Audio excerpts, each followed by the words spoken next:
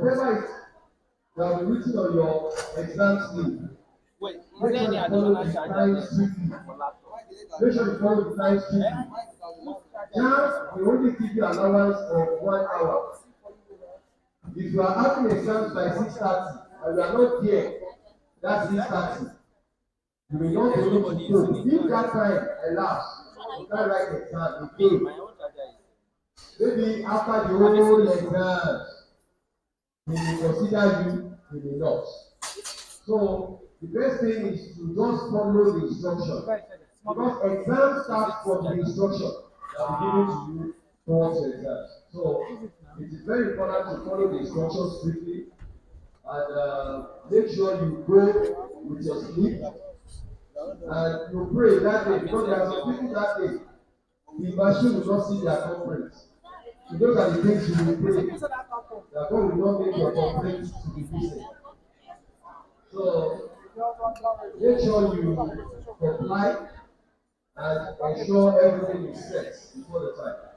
Then for those who have not gotten this book, let the headmaster. We have done the summary, the conclusion, the questions and the answers. Are you getting it?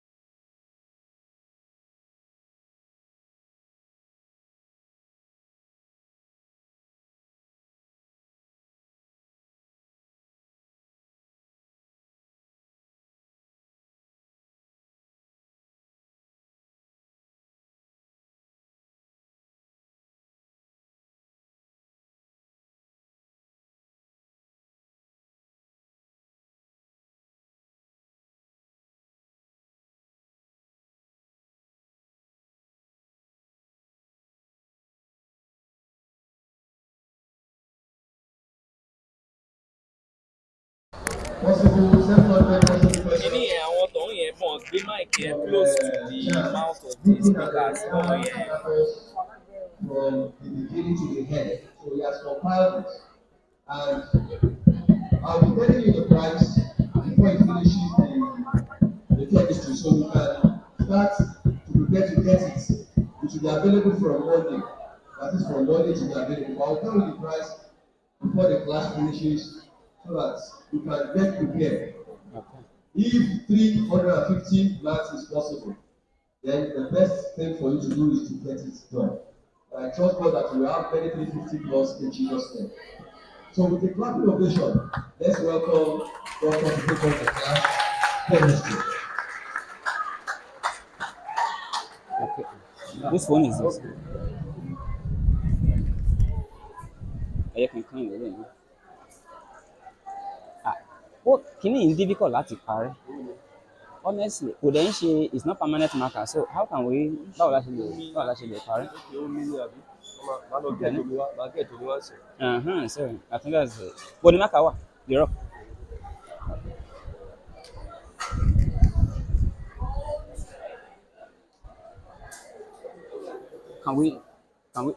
Can we start now? Yes. Are the questions ready? Ready? She questions ready because we know man. Okay, so. Good morning, guys. Good morning. How are you guys doing? All right, so let's get started. We just start from where we stopped yesterday. So we're going to be having like say an 30 minutes for chemistry. After that, we'll be switching our attention to biology. So there are some questions that have been curated that we are going to be using to update and revise some of the areas in chemistry that you cannot but come across questions. I believe we've done this yesterday.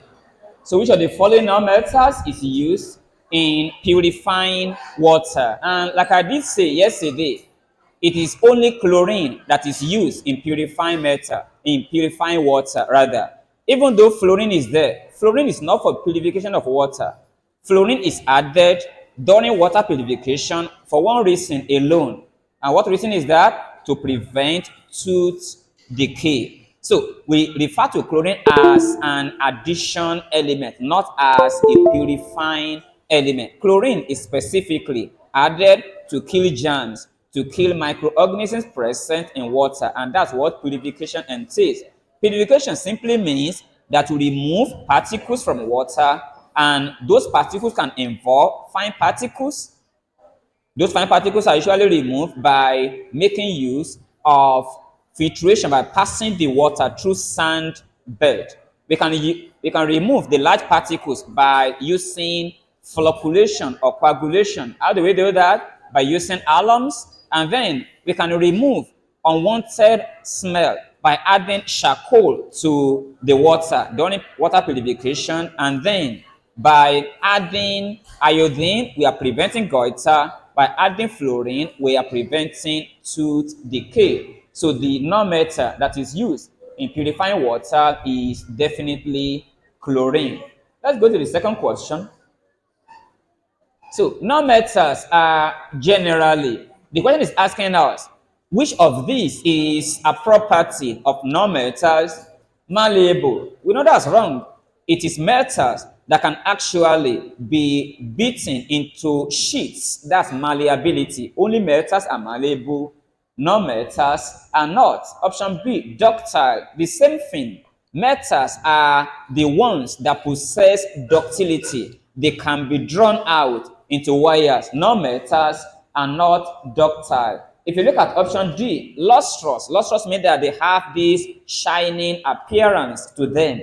That is a characteristic of metals. Metals are lustrous in nature. For example, we consider a metal like sodium. It has this whitish, gray, shiny nature to it. That's lustrous. The correct answer here is brittle.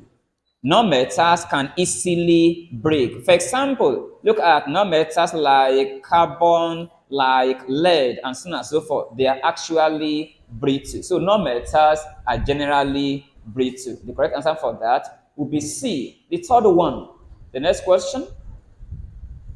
Which non-metal is used in making matchsticks? Those of you that were around yesterday, we've already spoken about this. While we're talking about the various non-metals, I told you that because of the flammability of phosphorus, it is used, among other things, in making matchsticks. So the correct answer there would be sulfur, or would be phosphorus rather. Sulfur there is used for vulcanization of rubber. Carbon there is used for a lot of things. For example, the allotrope of carbon, like diamond, is used in making jewelries. And the reason why diamond is used in making jewelry is because of its high refractive index. Not only that, another allotrope of carbon is graphite.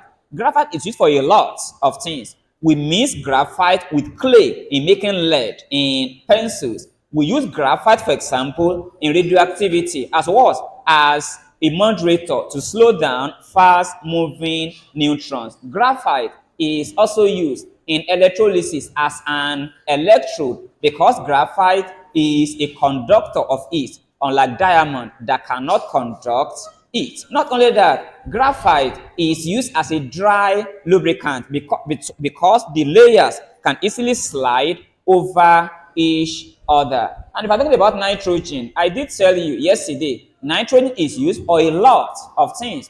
We use nitrogen in chromatography because of its inertness as a carrier gas. Not only that, nitrogen is used in making ammonia, is used in making fertilizers, is used in making explosives, and so on and so forth. So the non-metal used in making matchsticks because of its flammable nature is phosphorus. Let's go to the next one.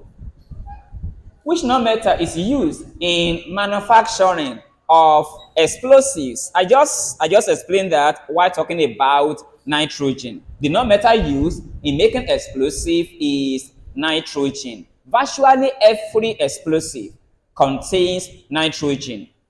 Nitrogen is used in making nitroglycerin. That is one of the compounds used in making explosives. Nitrogen is used in making TNT. TNT stands for trinitrotoluene, is a common explosive. So the one among the non-metals on the board that you can see is nitrogen. Like I said, carbon is used for a lot of things. Oxygen, I've covered that yesterday. Just to recap again, oxygen is used for a lot of things. We use it, organisms, animals use it for respiration. Not only that, oxygen is used in welding when it is mixed with hydrogen and also in oxyhydrogen flame. Oxygen is also used in welding when it is mixed with ethane oxyethane flame. Oxygen is used, liquid oxygen is used as a fuel in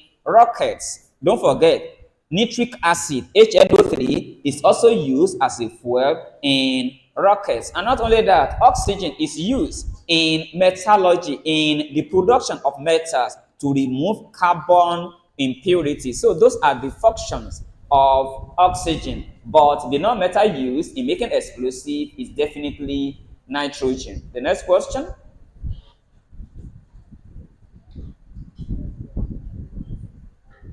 Okay, which of these non-metals is used in manufacturing antiseptics? We covered that yesterday, didn't we? Which one will it be now? Iodine. Of course, iodine is used in making iodine tincture, which is applied to wounds to prevent entry of microorganisms. That is the antiseptic behavior of iodine. Let's go to the next question. So this question is on petroleum. We know petroleum. Let's talk briefly about petroleum. Petroleum is regarded as, they call it the black gold, because it is one of the most important natural resources that fetch a lot of countries, Nigeria inclusive, money. And not only that, petroleum is also called crude oil. It is found deep in the soil, and it is formed from the decomposition of both plant and animal remains. But majorly, petroleum is formed from decomposition of plant remains. And petroleum is definitely a mixture. And you know what a mixture is? A substance that can be separated into various constituents by physical means. And the separation technique that is used to separate petroleum is called fractional distillation, based on the differences in the boiling point of the constituent compounds. And we have 8 main fractions in petroleum. We have petroleum gas, which we use in cooking. For example, the cooking gas we use are often referred to as liquefied petroleum gas. So you can even see the word, literally petroleum, from it, LPG. And the major constituent of LPG is propane.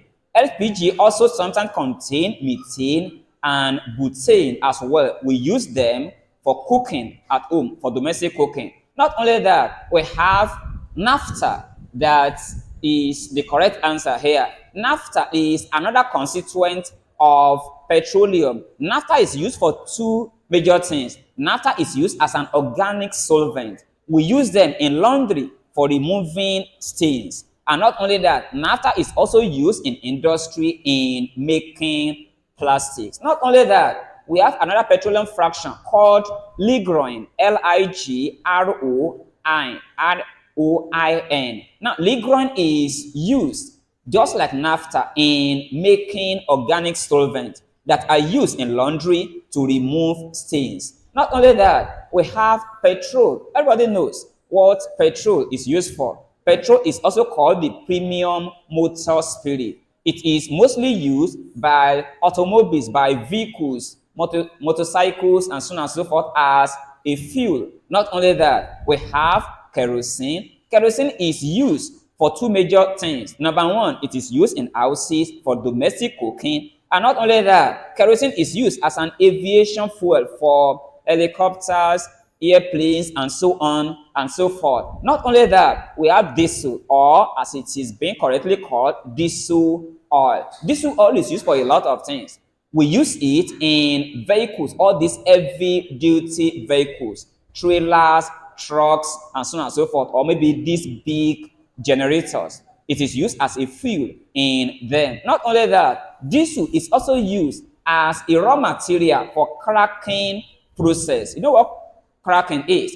Cracking is simply a process whereby long chain hydrocarbons are broken down into short chain hydrocarbons. So diesel oil is used as a raw material for cracking process. You can actually produce petrol from diesel by subjecting the diesel to cracking. Apart from that, we have lubricating oil. Lubricating oil are used for a lot of things. We use lubricating oil in heating furnaces. We use lubricating oil, as the name suggests, as lubricants to reduce friction in machines. We use lubricating oil also in making body cream. Vaseline, a common body cream, is made from lubricating oil. And finally, the 8th one, we have bitumen, also called asphalt. We all know what that is used for. Bitumen is used for road construction, in road surfacing. So back to the question now. Which component of petroleum is used to make plastic? That is naphtha. Bitumen, like I've said, is used in road surfacing for road construction. Ethene is an alkane and unsaturated hydrocarbon that is used for a lot of things. For example, it is used in making nylon. All right, we have polyethylene, an additional polymer used in making nylon and various plastic materials. Let's go to the next one.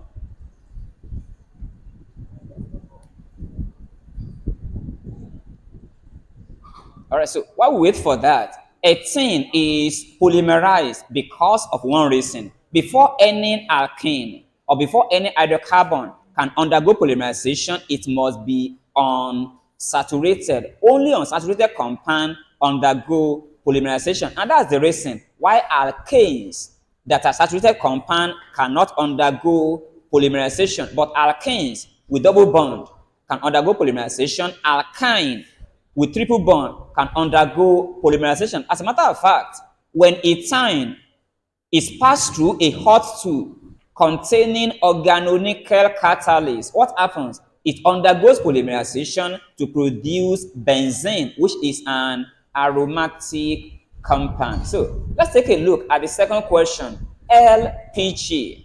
I just spoke about it moments back. Liquefied petroleum gas is primarily a mixture of propane and butane. The two major constituents of LPG, liquefied petroleum gas, are propane, C3H8, and butane, C4H10. So do take note of that. Let's go to the next question. So these questions we are going to be looking at are on solubility. Let's talk about solubility a bit. Solubility talks about the amount in gram or in mole of a substance that can dissolve in a solvent at a particular temperature. Once again, solubility is talking about the amount, either in gram or a mole, the maximum amount of a substance in gram or in mole that can dissolve in a solvent at a particular temperature. Now, when you add sugar to water, for example, and you stir it, what happens? It dissolves. You add more sugar, you stir it, it dissolves.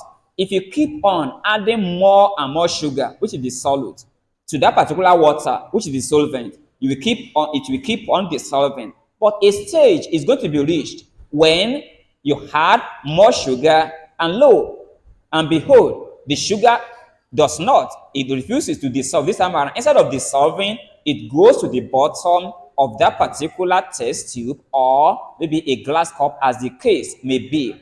A solution that cannot dissolve more solute, we refer to it as what? A saturated solution. Whereas that particular solution that when you keep adding more solute and it keeps dissolving it, we refer to it as an unsaturated solution. So a saturated solution is a solution that can keep, a saturated solution is a solution that will ensure that no more solute is dissolved, or put in a proper way.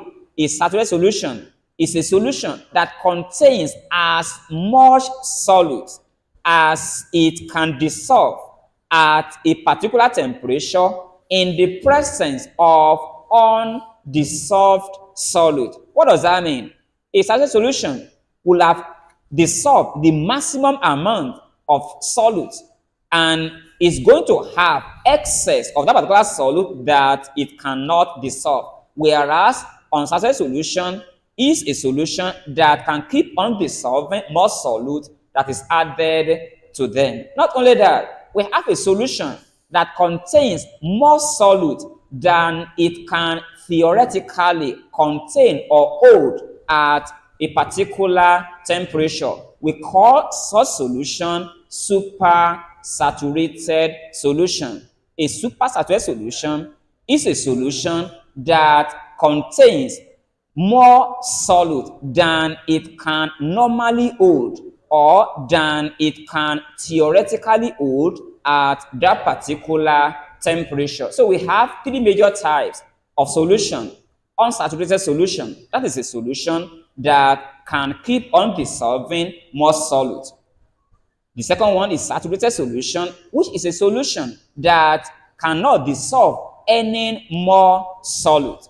And then we have supersaturated solution, which is a solution that contains more solute than it can theoretically or normally hold at a particular temperature. Not only that, we have to talk about factors that affect solubility of substances, either factors affecting solubility of solids or factors affecting solubility of gases. Now, gases behave differently in terms of solubility from solid. So let's talk about that first. For example, the gases dissolve at a higher pressure. When you increase the pressure, solubility of gases increases. So which means that the solubility of gas will increase as the pressure increases. On the other hand, if you compare that with solid, solubility of solid does not depend on the pressure.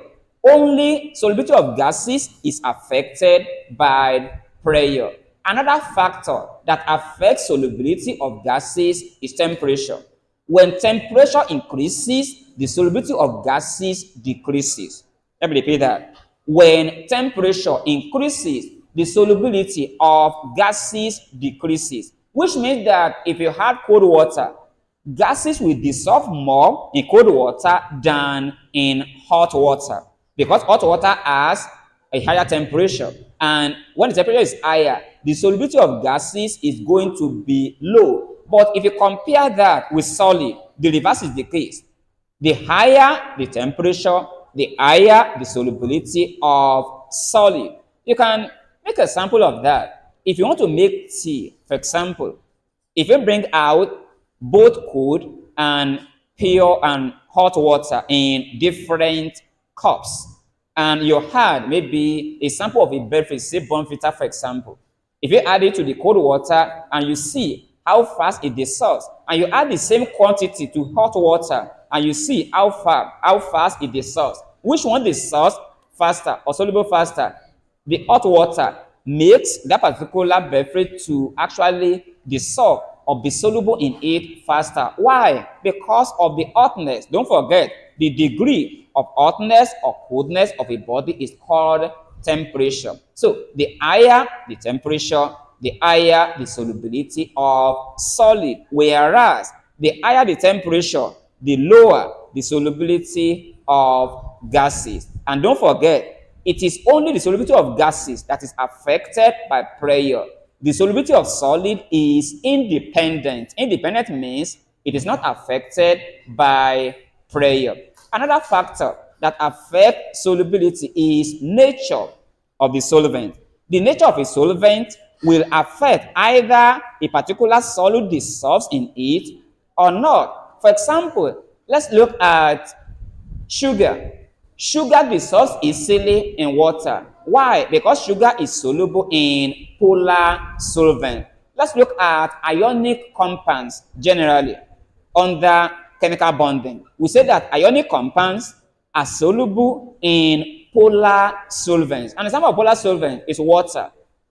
So if you have an ionic compound like sodium chloride and you put small amount of it in water, it dissolves easily. Why does it do that? Because ionic compounds are more soluble in polar solvent. But that same sodium chloride, if you add it to petrol, which is a non-polar solvent, it does not dissolve. So the third factor that affects solubility will be the nature, the type of that particular solvent. Look at palm oil as another example. If you add small amount of palm oil to water and you attempt to stir it, regardless of how hard or how long you are trying to stir it, the palm oil doesn't dissolve in water because palm oil is a covalent and organic compound, and covalent and organic compound are not soluble in polar solvents like water. But if you now add that palm oil into kerosene or petrol, what happens? It dissolves. And why does it dissolve? Because that palm oil is an organic or covalent compound, and the kerosene is also organic and a covalent compound, or both of them are non-polar. Non-polar dissolves non-polar, polar dissolves polar. That is the way it works. So let's take note of that. And finally, we talk about solubility curves. Solubility curves are those curves that we obtain when the solubility of gases is plotted against what? Against temperature. So solubility curves are obtained when the solubility of gases are plotted against their temperature. So let's look at the first question here. Which of the following compounds is most soluble in water? Option A is silver chloride. You guys should know already that silver chloride is an example of insoluble chloride. As a matter of fact, all chlorides are soluble in water except chlorides like silver chloride, AgCl, chlorides like lead-2 chloride, that's PbCl2. Although lead-2 chloride is soluble in hot water, but insoluble in cold water.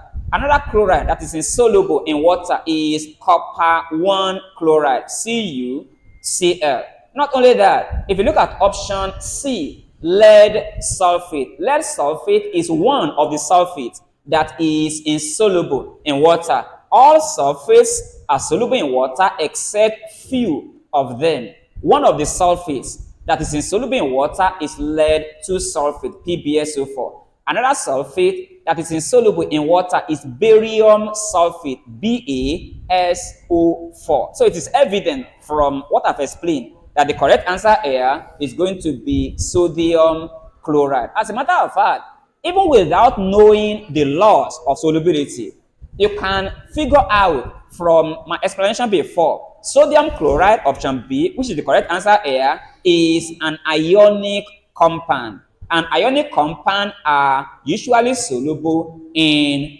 water. Not only that, compounds of sodium, compounds of potassium, compounds of ammonium are always soluble in water. Let me repeat that again. It doesn't matter. Either the compound of sodium is chloride, sulfate, sulfide, and so on and so forth. Sodium compounds, potassium compounds, ammonium compounds are always soluble in water. So any compound that starts with sodium, like NaCl, NaNO3, Na2SO4, all sodium compounds are soluble in water.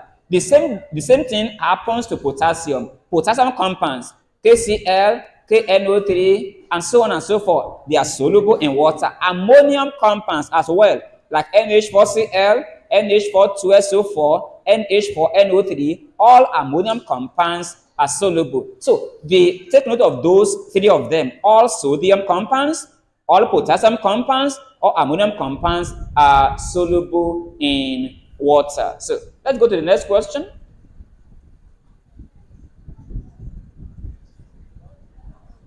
Okay, while we wait for that, there are other examples of compounds apart from the few ones that we've seen that are insoluble. Silver chloride, like we said, is insoluble in water. Barium sulfate is insoluble in water. Lead-2 chloride, PbCl2, is insoluble in cold water, but it is soluble in hot water. Calcium sulfate, CaSO4, is only sparingly soluble. So you can consider it insoluble because it is only sparingly or slightly soluble in water as well. So let's go to the next one. Solubility, please.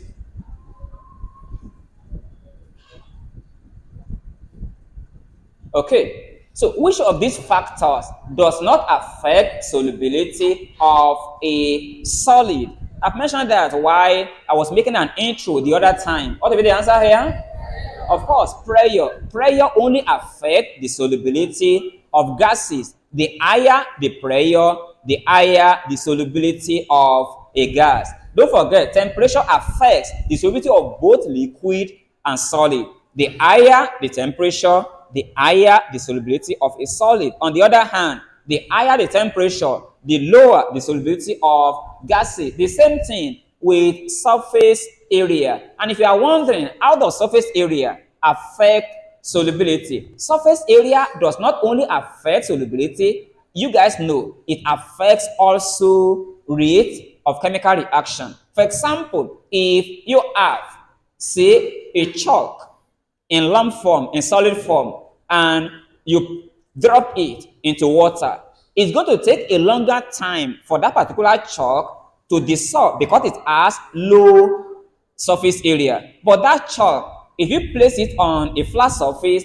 and you ground it into powdery form, what have you done? You have increased the surface area. Substances in lump form or in form of granules or in form of pellets, they have low surface area. And when a solid has low surface area, the solubility will be low. But when you ground a solid substance into powdery form, you have increased the surface area. So substances in powdery form are having large surface area, and the larger the surface area, the faster it dissolves. The larger the surface area, the higher the solubility. Let me use an example we all can relate with. There are various beverages we use here in Nigeria.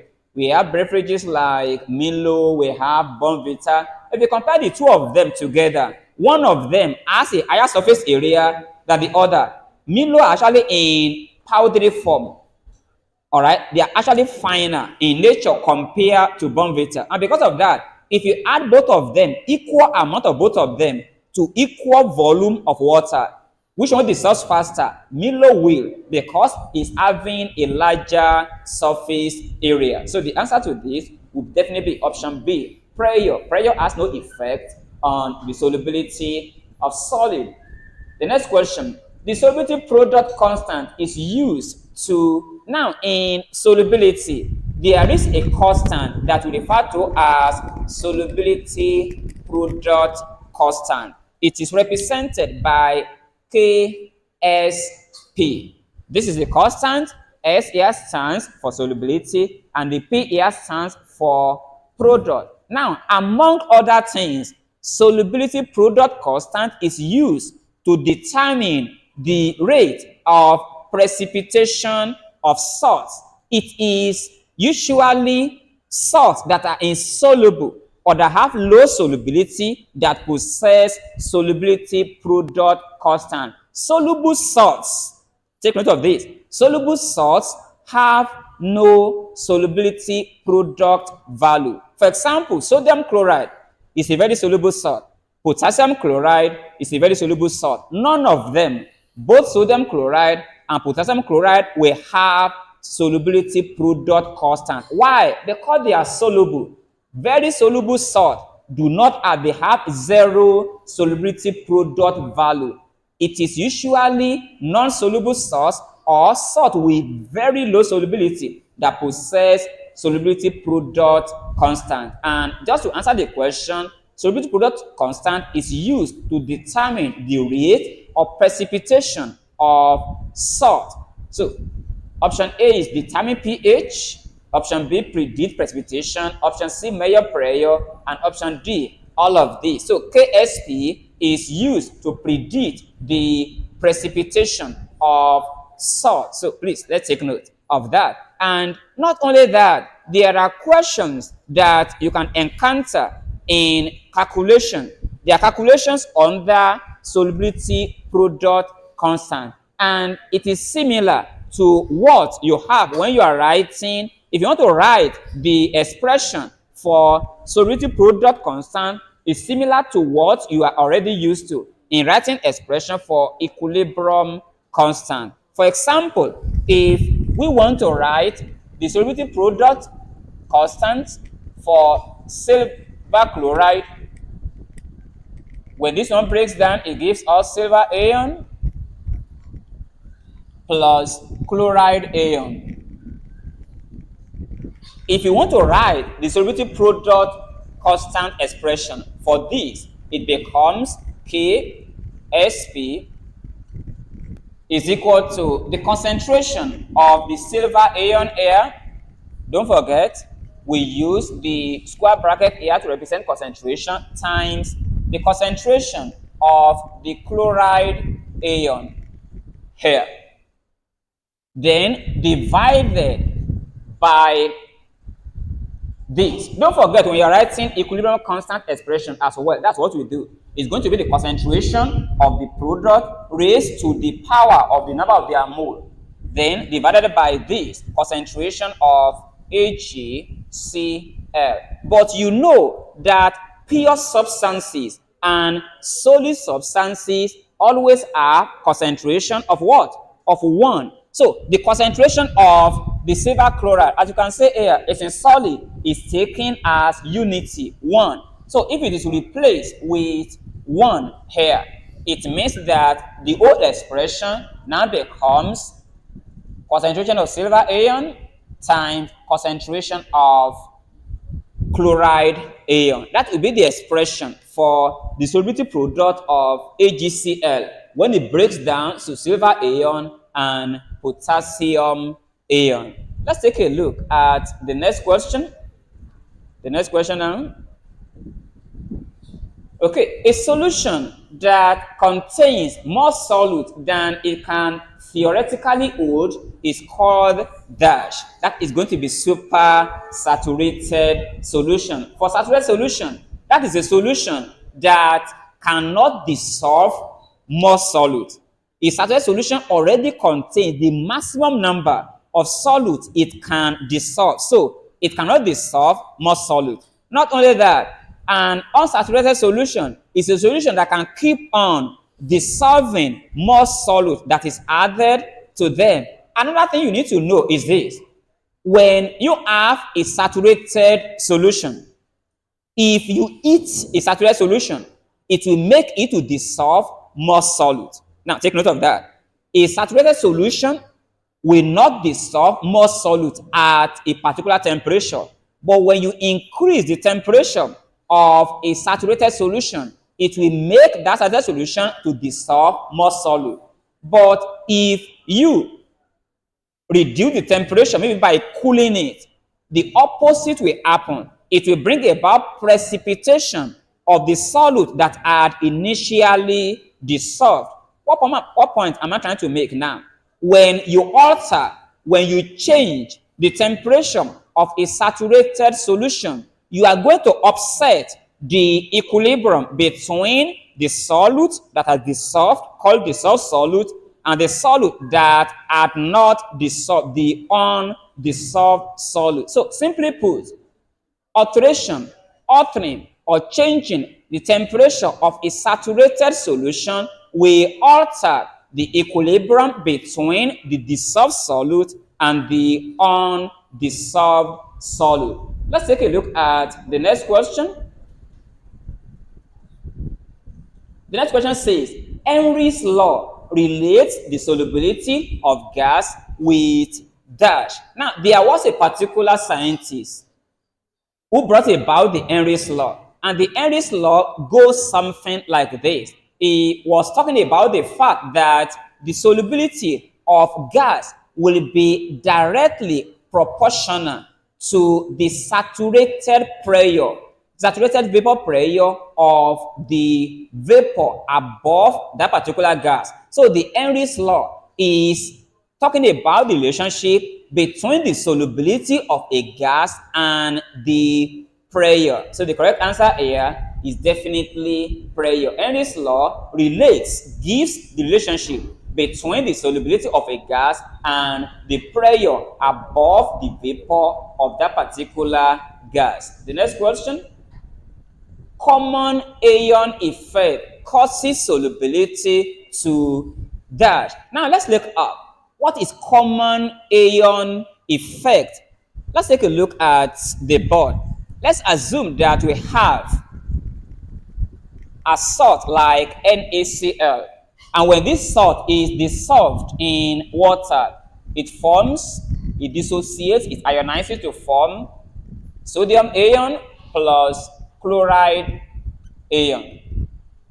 Now, you have a test tube, and that particular test tube is filled with water, and then you use your spatula, you took a little small amount of sodium chloride, you put it in the test tube, and you stir it. And you know that sodium chloride is a very soluble salt, isn't it? We've already established that particular fact. Now, when the sodium chloride dissolves, it ionizes and forms sodium ion and chloride ion. Now, if you now decide in that same test tube, in that same solution, if you now decide to add something like potassium chloride to it, don't forget, when potassium chloride decomposes, what does it produce? K plus Cl minus. Now, the potassium chloride you are adding to the solution of NaCl has the same ion as that of potassium chloride, because the sodium chloride has chloride ion originally, and the salt you are adding again to the solution, potassium chloride, is having chloride ion as well. Or let's say instead of potassium chloride, let's say you are adding something like ammonium chloride, NH4Cl, is still having chloride. When you add a chloride ion or an ion already in a solution, and you are adding another substance that contains that same ion, that is what we refer to as common ion effect. It doesn't need to be negative ion. Instead of adding potassium ion here, you can decide to add sodium nitrate. So if you add sodium nitrate, that's NaNO3. What will be the common ion now? Sodium here already in that particular solution, and the sodium in the sodium nitrate. So when you have two ions that are common, they always reduce the solubility of that particular salt. So common ion effect always leads to decrease in the solubility of salt. So if you take a look at the option, it says common ion effect causes solubility to increase A, decrease B, remain constant, or D, fluctuate randomly. From what I've explained to you, when you have common ion effect, it always causes the solubility to decrease, not increase. Let's go to the next question. Okay, so the next question says, when the temperature of a saturated solution is altered means changed, it upsets. Upset means that it disturbs the equilibrium between what will be the answer here now? The subsolutes and undissolved solutes. So that's going to be option B. Let's go to the next question. So these questions are on polymers. So let's talk about polymers briefly. Polymers, even the word polymer comes from the word polymerization. Now, what is polymerization? A process whereby several monomers or two or more monomers combine together. Monomers are called repeating units. When two or more monomers or repeating units combine together and they form a large or a larger substance called a polymer. Another name for polymer is a macromolecule, a process whereby several monomers combine together to form a polymer of a high molecular mass. We refer to such a process as polymerization. And we have two types of polymerization. We have addition polymerization, we have condensation polymerization. Addition polymerization, as the name implies, simply means the process whereby several monomers just add together to produce a single polymer and nothing else. Whereas condensation polymerization is when two or more polymers combine together to form a polymer, and then small amount of substances such as water, such as ammonia, such as hydrogen chloride gas. And addition polymers are sometimes called plastic. There are a lot of addition polymers. Polyethylene is an addition polymer. The monomer of polyethylene, even as the name suggests, polyethylene, the name of the monomer is always coming after the word after the prefix polyethylene, meaning that the monomer of polyethylene is ethene, polychloroethylene, which means the monomer is chloroethylene. Another name for polychloroethylene is polyvinyl chloride, because chloroethylene is also called vinyl chloride. Another one is perspex. Perspex is used in making car rear light. That is another addition polymer. We have polystyrene. Styrene is spelled as S-T-Y-R-E-N-E. Another name for it is phenylethylene. You can call it polystyrene or polyphenylethylene. We use it in making disposable plastics, that the one that are used in doing all these takeaway kits and so on and so forth. And it's also used in making crates of eggs because it's actually very compressible. Polystyrene is used in packaging all these fragile materials. If you buy, say, ceramics, for example, or you buy wine, all these wine glasses, for example, if you buy TVs, when you open the packaging, you will see some materials. Some are in whitish. They usually use it to actually package them so that they don't become spoiled or damaged when they are being transported. So polystyrene is used in packaging and transporting fragile or delicate materials because of their high compressibility. Not only that, we have three major examples of condensation polymers. We have nylon 6,6. Nylon 6 is an example of condensation polymers. It has two monomers. The two monomers are hexadecanoic acid, and also hexane dioic acid. Hexane dioic acid. Now, if you're talking about this nylon 6 is an example of a polyamide. Now, the other examples of this condensation polymer is terylene. Terylene is an example of a polyester.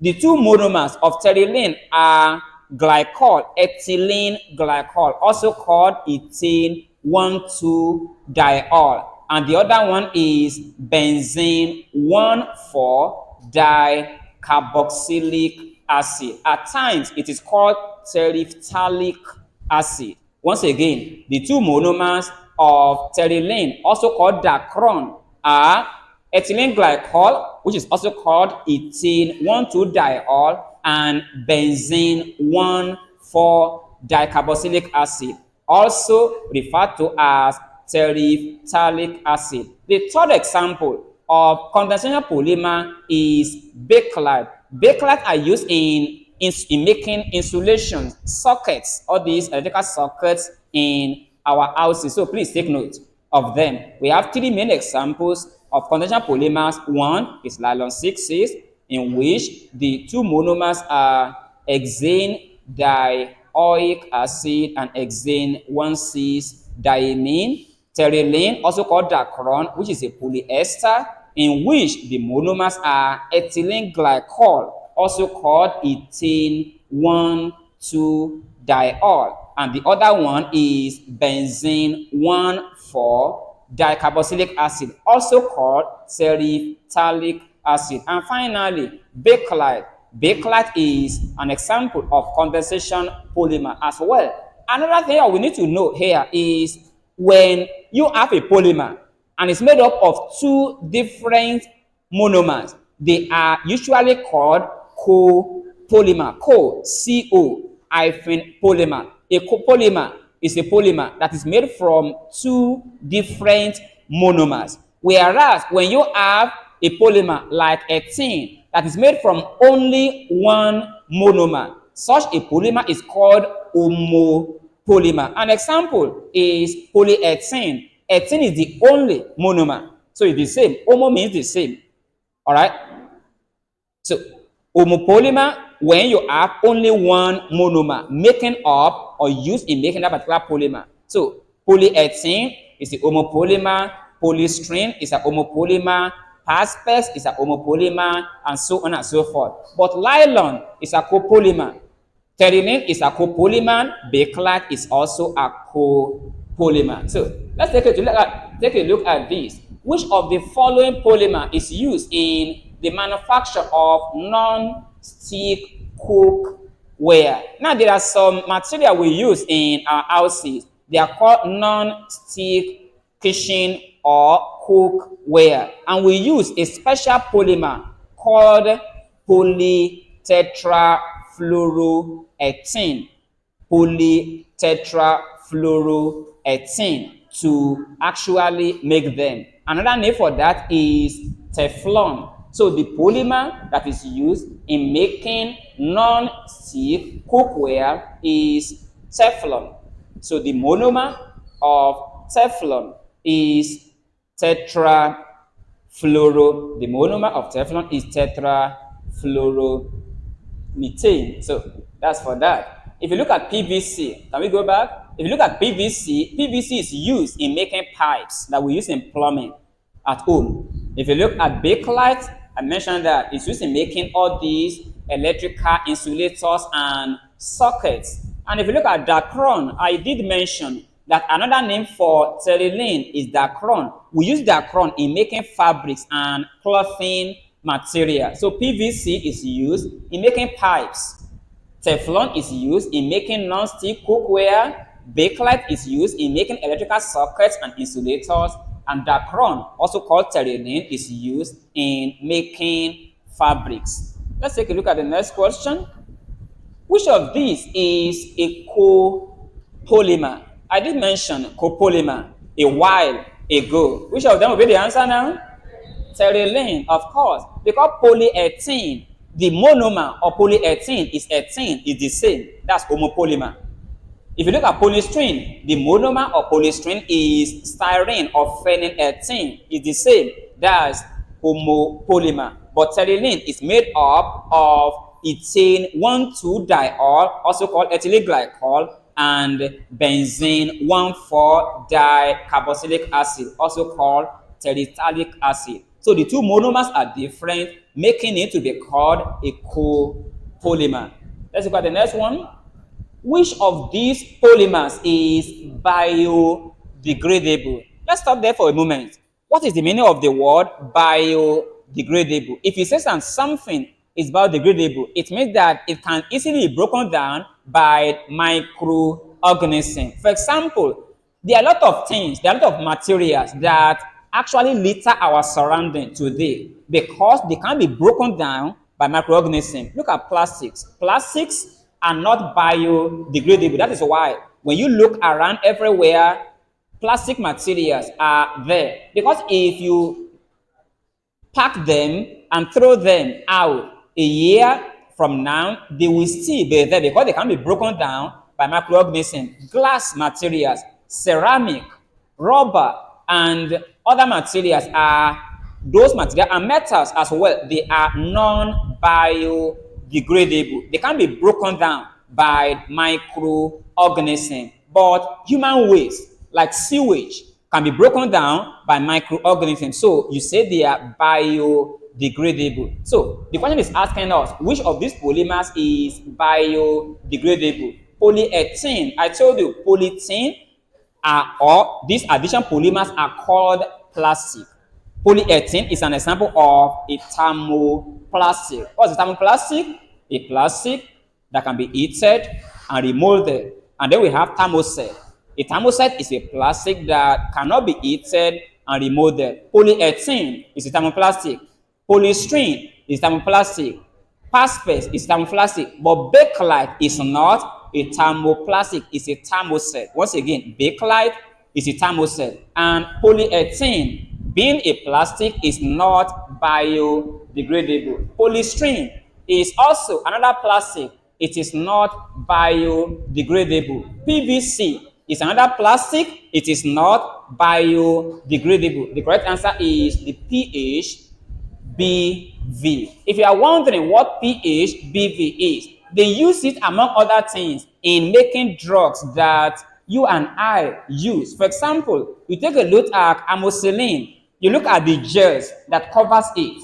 That is PHBV. When it gets to our stomach, it can easily be broken down in the stomach to release the drug inside. So those gels, those drugs that you take that are covered in form of gels, those things that look rubber-like in nature, that is PHBV. They are biodegradable.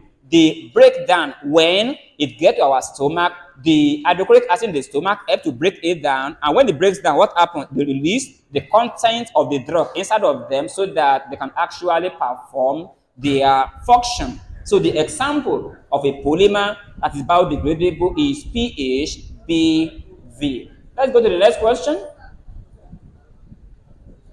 Yep. Well, you don't. That's usually how it's quite long, and you don't need that. Okay, which polymer is used in bulletproof glass? This is straightforward. Does anyone want to give it a try? Which polymer is used in all these bulletproof glass in cars? Have you seen cars that are bulletproof in nature, that if such a car is shot at, it will prevent that particular glass from being shattered. It will protect the person inside. Do you want to give it a? Not at all. I know you are going to go with perspex. All right. Perspex is used in making car rear light. All the car rear lights of cars. That's what contains perspex. The polymer used in making the bulletproof glasses in car is a polycarbonate. This polycarbonate is also used in making cases of smartphones. Most of the time, you look at the smartphone, you look at the back, it's as if it's made up of glass, isn't it? Even though it is plastic, that is a polycarbonate. The polymer used in making bulletproof glass, in making cases of smartphones are called polycarbonate. They are very, very strong. They can withstand impact by bullets. So that's for that. The next question. Okay, so we are coming to organic chemistry. The question is asking, which of the following alcohols is used? And don't forget, alcohols are also called alkanols. Which of the following alcohols is used as antifreeze? A, ethanol. B, methanol. C, ethylene glycol. And D, glycerol. The correct answer here is ethylene glycol. Now, ethanol can be used only when some things are added to them. When ethanol is mixed with water and then added to car radiator, it can be used. But the major antifreeze, the alkanol, that is used mainly as an antifreeze is ethylene glycol. Another name for ethylene glycol is ethane 1,2-diol. Don't forget, ethylene glycol is an example of a dihydric alkanol. Alkanols can be classified based on the number of hydroxy group OH that is attached to them. Any alcohol that has only one hydroxy group attached to them are called monohydric alkanol. An example is ethanol, methanol, propanol, and so on and so forth. And then there are some alkanols that have two hydroxy groups attached to them. An example is this ethylene glycol. The name of such alkanols will end with DIOL, diol. So that's why another name for ethylene glycol is ethane 1,2-diol. And then you have other alkanols. They have three hydroxy groups attached to them. The major example of that is glycerol. The names of such alkanols will end with TRIOL, triol, indicating that there are three hydroxy groups. Another name for glycerol is propane 1,2,3-triol. So the correct answer here is ethylene glycol. The next question.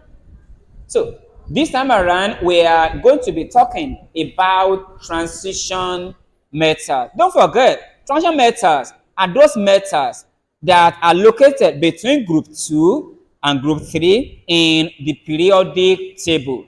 They are defined as metals or elements that possess partially filled d orbitals. Not only that, transition metals are often colored. As a matter of fact, transition metals have 5 main characteristics. Number 1, they possess variable oxidation state. What does that mean?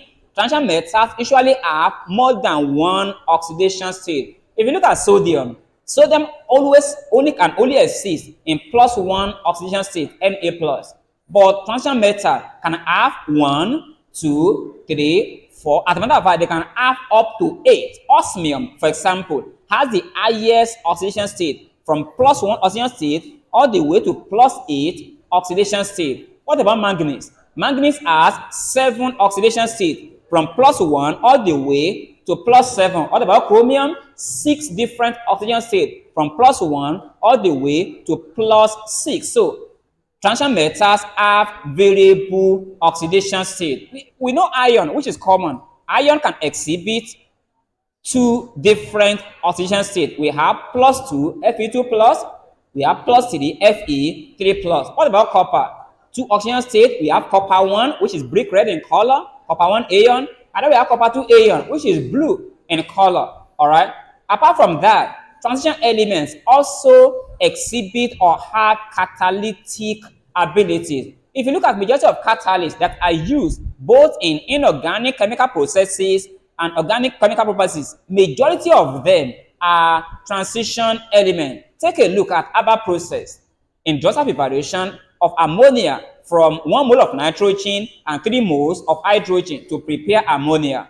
What is the catalyst used? Finely divided iron. At times, apart from finely divided iron, PT, which is platinum, can also be used. What about Oswald process? Oswald process is industrial preparation of what? Of HNO3, nitric acid.